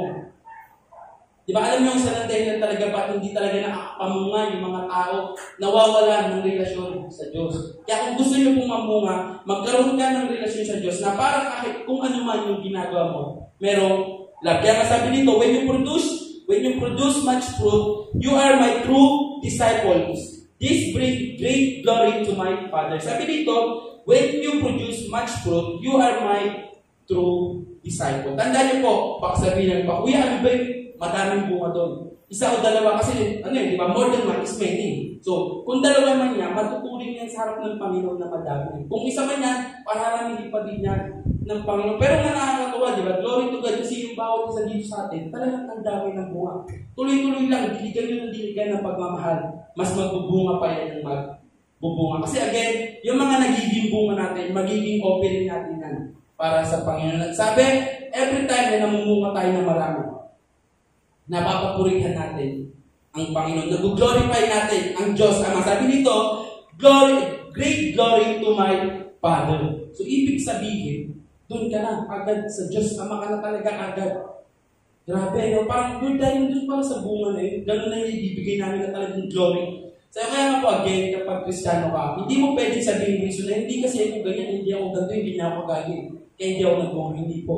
Lahat na ibinigay na ng Panginoon sa atin. Tinawag tayo ng Lord, tinanim tayo ng Panginoon para mamunga. So, ayun po, kaya alalahanin natin, every time na ginagawa natin, yung mga bagay-bagay na walang pag-ibig, na hindi tayo nagkakaroon ng bunga. Ano ba? Kapag ginagawa natin yung mga bagay-bagay na walang pag-ibig, nagiging powerless. Nawawalan ng kapangyarihan. Kaya nga may kantang power of love. Kasi totoo yun.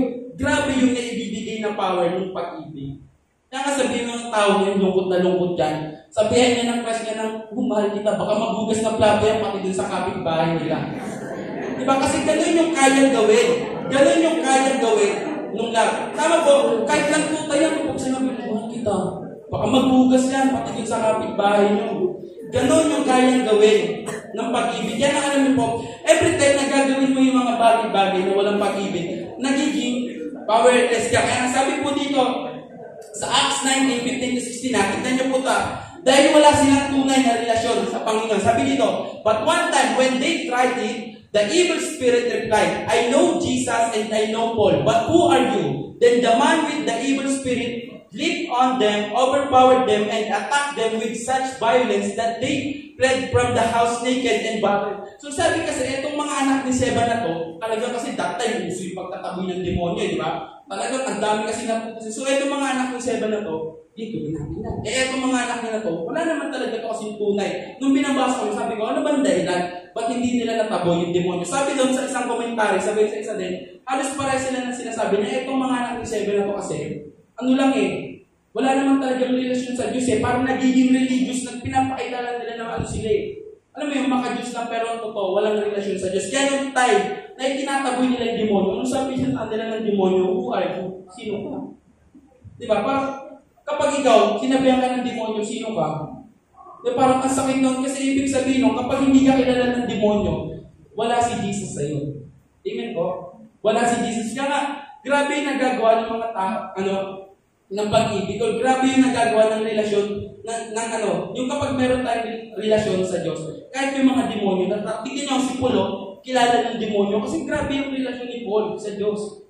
Pero sila, tignan nyo, naturing yan na anak ng mga pare, pero sabi ng demonyo, sino kayo? Kasi alam yung problema, wala silang relasyon sa Diyos eh. Wala naman sila doon talaga, hindi naman nila talaga mahal yung ginagawa nila eh. Talagang ginagawa lang nila yun. Kasi lang, wala, masabi niya anak ng pare, masabi niya, gilingkod sa Diyos. Pero hindi nila mahal yun. Hindi nila mahal yung sinasabing Jesus. Wala sa puso nila si Jesus. Kaya nang nangyari, sila pa yung inatake, yung demonyo. At alam niyo po, ganun din yung mga Kristiyano na wala namang relasyon kay Jesus. Kaya alam niyo po, sa totoo lang, hindi kalooban ng Diyos na maging mahirap yung mga anak niya. Hindi kalooban ng Diyos na magkasakit yung mga anak niya. Hindi kalooban ng Diyos na magkaroon ng maraming problema. Yung anak niya kasi once na anak ka ng Diyos, once na meron kang relasyon sa Diyos, once na mahal mo yung ginagawa mo para sa Panginoon, matatakot yung demonyo lumapit sa iyo. Kaya nga ang problema, yung mga Kristiyano, dahil wala namang pag-ibig, nagiging powerless. Walang Jesus. Kasi sabi ng Bible, God is love. So kapag wala kang pag-ibig, wala rin si Jesus sa iyo. Kaya nagiging problema, ang daming sakit, laging nahihirapan, ang daming problema. Alam mo, hindi na tinatanan, hindi na hiniwalayan ng problema. Pero kung nasa iyo si Jesus, matatakot kang mga yan lumapit sa iyo. Kaya nga totoo yun, yung sinasabi ni Ate May dati sa preaching niya, dahil anak ka ng Diyos, hindi kalooban ni Lord na magsuot ka ng ganyan. Hindi kalooban ni Lord na magmukha ka ng mahirap. Amen po. Kasi yung demonyo, yung mga kahirapan, gawain ng demonyo. Ngayon, kapag nakita ng demonyo na nasa si Jesus, hindi niya ilalapit sa iyo. Hindi niya ibibigay sa iyo yung mga bagay-bagay na yan. Kasi nga, nasa iyo si Jesus eh. Ano ka? Talagang malakas ka, powerful ka. Pero itong mga tao na powerless, yung walang pag-ibig, walang relasyon sa Diyos, sila yung ayaw tantanan ng demonyo. Kaya mapapansin nyo, Lord, kalooban mo ba talaga ito na grabe? Ang lagi na lang ako may sakit, lagi na lang may kahirapan, ayaw na akong tantanan ng problema. Hindi na po yan kalooban ng Diyos. Baka nawawalan ka na ng relasyon sa Diyos. Kaya yung demonyo, okay yan na lumapit sa'yo, hindi natatakot sa'yo. Kaya napansin niyo po doon, di ba sa ibang kwento ng Bible, nung si Jesus, hindi pa nakakalapit, yung demonyo, tumakbo na, nagpatirapan na sa harapan ng Diyos. Ganun po yun. Dahil alam mo yun, kapag meron kang relasyon sa Diyos, matatakot yung demonyo sa'yo. Eh yun nga, yung mga tao na yun, sabi ng demonyo, sino ba kayo? Hindi ko nga kayo kilala, may Jesus pa kayo. Di ba na kapag galang ng demonyo na meron kang Jesus, matatakot yan. Kasi, grabe, baka parusahan ako ng Diyos kapag ginalaw ko itong anak niya. Parang ganito yan. Kapag sinapak ko, yung kapatid nila, lagot ako kay Rap. Kasi may relasyon sila eh. Di ba? Lagot ako kay Rap. Pero, kung hindi naman kapatid ni Rap yun, yung sinapak ko, wala lang din yun. Pero dahil ang kapatid ni Rap yun, lagot ako kay Rap. Ganun din po sa demonyo. Totoo yun, na kapag nilapitan ka niya, at alam niyang anak ka ng Diyos, lagot sa Diyos yun. Yan ang pansinin niyo. Diba? Yung mga totoong anak ng Diyos, yung totoong may relasyon sa Diyos, yung totoong may pag-ibig sa Diyos, powerful yan.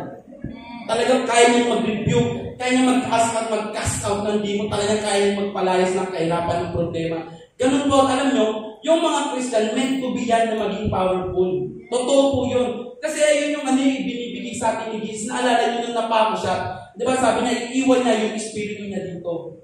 Naalala niyo, sabi nga po daw, meron akong nabasa, nung time na nagalit si Jesus dun sa templo, yung tinaob niya yung mga mesa, yung pinakawalan niya yung mga kalapati dun, simple yun, na nag-release daw si Jesus na power sa atin. Nag-release si Jesus, kasi nga di ba yung mga kalapati pambayad ng kasalanan ng mga tayo. Sabi nga ni Lord, okay na, binayaran ko na yung kasalanan niyo, eto, meron pa akong iiwan sa inyo. Alam niyo yung iiwan ng Diyos sa atin, ayun yung power, ayun yung kapangyarihan na nagmumula sa Diyos, ayun yung pag-ibig na iniwan ng Diyos sa atin. Kaya hindi mo pwede sabihin na, ganito talaga yung buhay eh. Baka parang gulong lang. Hindi po ganon. Alam niyo po, yung mga tao na may relasyon sa Diyos, hindi yan meant to be para maging ganyan. Meant to be yan para maging victorious. Kaya wag kapag ikaw, nararamdaman mo na ganyan, i-check mo yung relasyon mo sa Panginoon. Kasi ang problema ng mga tao, at least yung relasyon sa Diyos, ang iniintindi, relasyon sa tao ang inaatupag. Na mahal mo itong tao na to. Wala ka namang nagpara kayo, ano din kwenta niyan. Paano ka magiging labig sa isang tao kung ikaw wala ka namang relasyon sa Diyos? Hindi mo pwedeng sabihin na, eto, mamahalin ko to hanggang nabubuhay ako. Hindi mangyayari yun kapag wala kang love para sa Panginoon. Kasi si Lord, yung source ng love. So hindi mo pwedeng sabihin na, kaya alam mo, every time na nagiging labig ka, yung love mo galing sa Panginoon, nagiging powerful ka. Kaya grabe yung nagagawa ng pag-ibig. Amen po? Kaya lang, every time na may ginagawa tayo, gawin natin ng may pag-ibig. Kasi, pag ginawa mo yung walang pag-ibig, nagiging powerless ka. Mawawalan ka ng kwenta. Bububugin ka lang ng demonyo. Pag titripan ka lang, aaraw-arawin ka ng demonyo. Di ba kasi alam niyo po yung mga Christian, powerful yan, gumising pangalan niya ng umaga. Alam niyo yung powerful ng Christian, pag yan gumising, nangangatog yung demonyo. Totoo po, yung powerful na yung talagang Kristiyano, pag yan gumising, takot na takot yung demonyo. Kasi alam niya mag-pray yan, alam niya mag-rebuke yan, alam niya mag-devotion yan.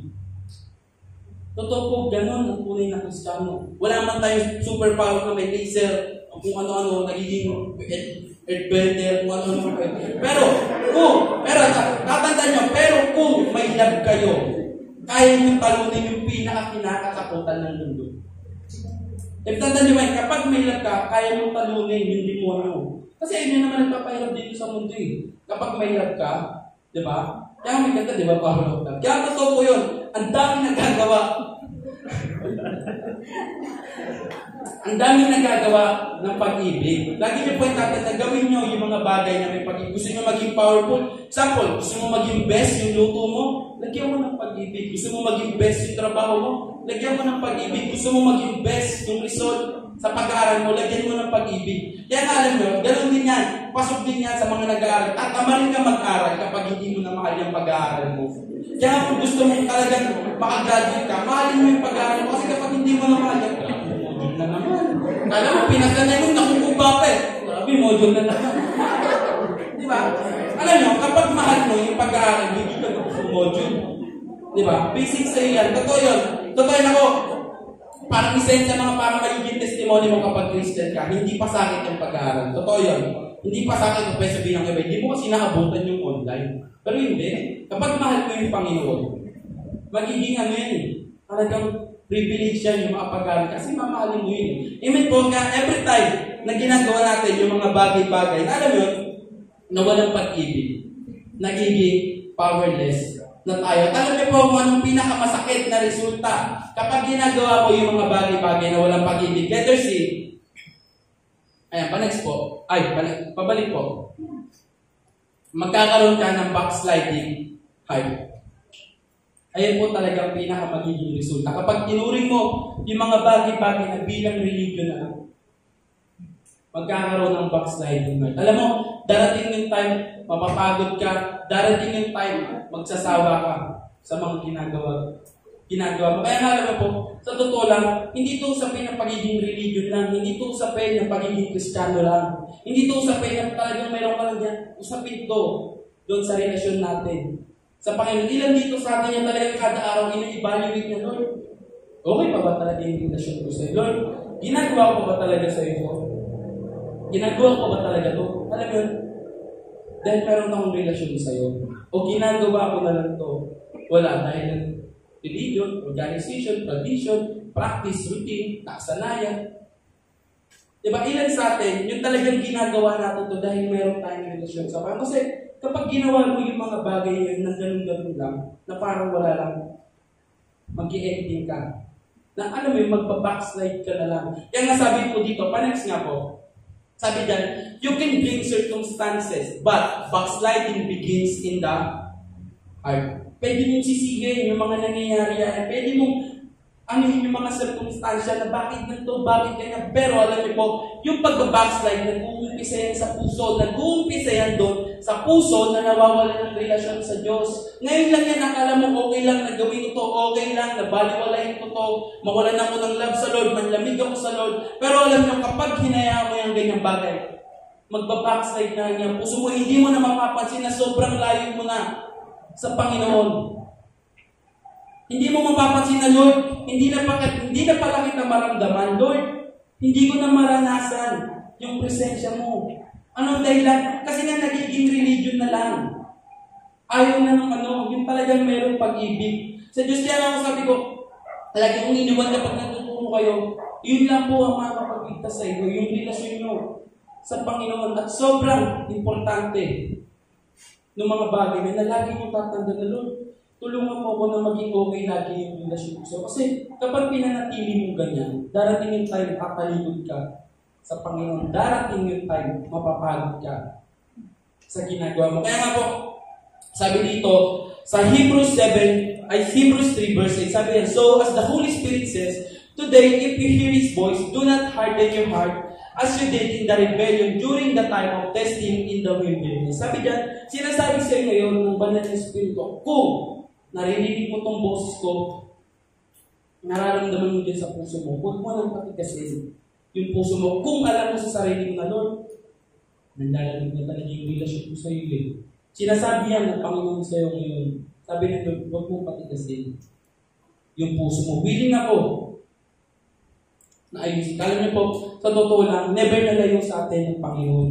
Tayo lang ng mga taong minsan nalalayo sa Kanya dahil doon sa mga bagay-bagay na ginagawa natin. Tayo lang din nalalayo sa Panginoon dahil sa mga, alam mo yun, nagiging religion na lang. Yung mga bagay-bagay na lilimutan natin na dapat na magkaroon tayo ng tunay na relasyon sa Panginoon. Again po, kung meron ng magiging sama at lahat ng sinabi ko, isa lang po ang gustong iparating sa atin ng Panginoon na pagtibayin natin yung relasyon natin sa Kanya. Kasi ayun lang yung dinidesire ng Panginoon para sa atin. At para po sa conclusion natin, patapos na to, sabi dito sa Matthew 24, verse 13, di ba sabi doon na yung kung sinong tapat, di ba hanggang dulo, siya lang yung maliligtas. Na parang sinasabi doon, kung sino lang yung mananatiling may relasyon sa Panginoon hanggang dulo, siya lang yung maliligtas. Kasi ayun po, ang totoo, kasi hindi pwede gagawin mo lang yung mga bagay-bagay. Tapos, mapabayaan mo yung relasyon mo sa Panginoon. Hindi po yun okay. Yan talaga nyo nga po, one time, merong isang bata, o may isang lalaki, nagtanong sabi na, Lord, ano po bang importante?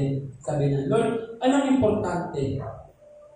Yung paglalakbay po ba o yung patutunguhan? Alam niyo sinagot ni Jesus, alam mo kung anong importante? Yung bonding o yung pinagsamahan. Kasi hindi importante kung anong patutunguhan niya, hindi importante kung anong paglalakbay yung nangyari. So, hindi importante kung ang importante, yung bonding mo kayo, yung importante, yung pinagsamahan nyo ng Panginoon. Amen po? Kasi nga po, ilang ba talaga sa atin, di ba, na doon? Mawala na lang kung talagang relasyon ko sa iyo. Ako sinasabi ko yan, alam niyo po, sabihin nyo ng extreme ako, pero minsan may mga pagkakataon sabi, Lord, sige, kunin mo yung pamilya ko, pero no, ayoko mawala ng relasyon ko sa iyo. Nalagi ko sinasabi sa Lord, wala na eh, ano na lang eh, ano ba to? Sabi ko, Lord, ito na lang talaga eh, parang pinangahawakan ko sa mga bagay. Kaya nga, every time na naaalala ko yung kwento ni Moses, Lord, ayaw na namin yung ayaw na namin yung promise na kung wala ka rin dyan. Nailan yung sa atin na may mga ganun, Lord. Ayaw na namin ng gamit kung wala ka rin din dyan. Lord, ayaw na namin kung bagay na ito, hindi ka lang din namin mararanasan dyan. Di ba ilan sa atin may mga ganun puso na naging kagaya ni Moses, Lord? Ayoko lang tumayo din sa harap. Kung wala din, kung hindi ka rin magiging totoo sa akin. Na parang lagi sa pwede, Lord, tulungan mo ako na maging gantuman ako. Pero Lord, please, lagi ako humingi ng nagmamakaos, Lord. Huwag mong hayaan na mandamig, malayo, manghina yung relasyon ko sa iyo, Lord. Hindi man ako talagang nagiging best, hindi man ako siguro maging best, Lord, pero please, sabi ko, huwag mong hayaan yung relasyon ko na manghina sa iyo. Katulad ni Moses, di ba, Lord, ayaw na namin ito, wala ka rin dito. Kasi alam niyo po, kahit ilang beses mapako si Jesus sa krus, ilang beses mamatay si Jesus sa krus, kung hindi mo rin naman siya tatanggapin bilang Diyos talaga sa buhay mo, wala din yun. Kahit ilang beses ka maiyak kapag naririnig mo yung crucifixion, kung wala ka namang relasyon sa Diyos, baliwala lang din yun. Alala niyo si Judas. Itong si Judas, araw-araw niya nakakasama si Jesus. Nakakasama niya kumain, nakakasama niya magturo, lahat nakakasama niya si Jesus. Pero doon naging ending na ang pangit kasi walang relasyon sa Diyos. Pero alam niyo po, sa lahat, sa kabilang ng lahat ng mga narinig, mga nasabi ko sa inyo, nung gabi na yun, nakahiga lang ako, sabi ko, Lord, ano ba talaga parang pinakamagiging conclusion yung pagduro. So, alam niyo po, habang inaaral ka, na-remind lang ako dun sa kanta na through it all. Sabi doon, Lord, I'm carried in your everlasting arms. You never let me go. Sabi ko, Lord, thank you kasi parang sa lahat ng pagkakataon din. Ano yun? Hindi mo kami hinayaan. Hindi mo kami binitawan. Naging faithful ka sa amin, Lord. Na ganun man yung ginawa namin sa Lord. Ganun man yung mga nagawa namin, Lord. You never let us go, Lord. Faithful ka pa din, hinawakan mo pa rin kami. Sabi ng Bible, hindi dahil sa minahal natin ng Diyos, kasi siya ang unang nagmahal. Sa atin na lagi ako nag-remind, Lord, thank you kasi. Alam mo yun, Lord, na lagi mo akong inyaka, di mo kami pinabayaan ka. Sabi ko sa Panginoon, thank you kasi ganun yung relasyon na ibinigay mo sa amin. Thank you kasi may mga pagkakataon na hindi kami nararamdaman na hindi kami mahal ng mga tao. Pero every time, nalalapit ko kasi. Lagi namin nararamdaman na special kami. Lord, lagi namin nararamdaman na sobra mong pinapahalaga. Kasi sabi ko, Lord, thank you kasi sa'yo nahanap namin yung ganong relasyon. Lord, thank you kasi sa relasyon mo, naramdaman namin yung mga ganong bagay. Kaya sabi ko, Lord, thank you kasi you never let us go through it all. Sabi ko, Lord, thank you. Dahil sa lahat namin, hindi mo kami pinabayaan. Kaya sabi ko, Lord, thank you kasi sa totoo lang, wala naman ang kwenta itong bukid ko, wala naman itong simpi. Ano pa kaya kong gawin dito para sa mundo? Wala. Pero Lord, thank you kasi sa kabila ng yun, hinawakan mo pa din ako. Kaya sabi ko, Lord, thank you dun sa unending love mo sa mga buhay namin, Lord, na every morning, Lord, diba? Na pinaparamdam mo na kagad na mahal mo kami. Kaya sabi ko, Lord, thank you kasi may ganong relasyon sa'yo. Kaya sabi ko, talaga sabi ko, Lord, thank you. Wala akong masabi nun sa Panginoon kung hindi thank you lang. Kaya ayun ko.